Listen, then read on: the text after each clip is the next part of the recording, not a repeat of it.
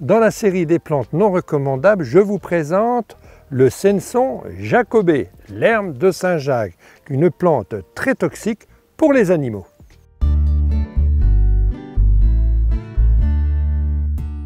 Alors c'est vrai, quand on observe ces petites fleurs jaunes étoilées, on aurait tendance à dire « Oh ben voilà une jolie plante à mettre dans son jardin ». Mais sachez que cette plante est très dangereuse pour les chevaux.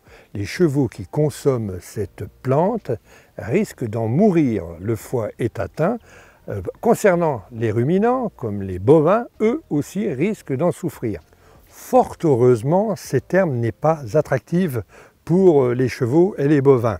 Elle a une odeur plutôt très désagréable et en principe, au milieu d'une pâture, ils vont délaisser le Senson jacobé. Seulement si vous faites du foin, s'il passe dans les fourrages et qu'il est séché, il va se retrouver avec du bon foin.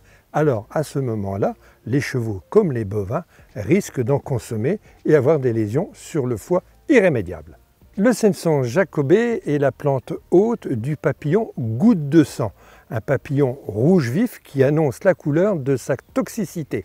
Et il en est de même pour sa chenille qui ressemble étrangement à une guêpe. Herbe de Saint-Jacques car autrefois elle signalait aux paysans l'arrivée de la moisson. Saint-Jacques le Majeur se fête le 25 juillet. Donc on pouvait constater au bord des champs, dans les talus, ces fleurs à capitules jaunes surplombaient les champs de blé.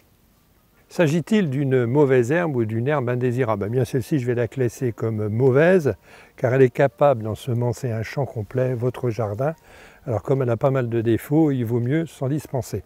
Alors pourquoi elle envahit un champ?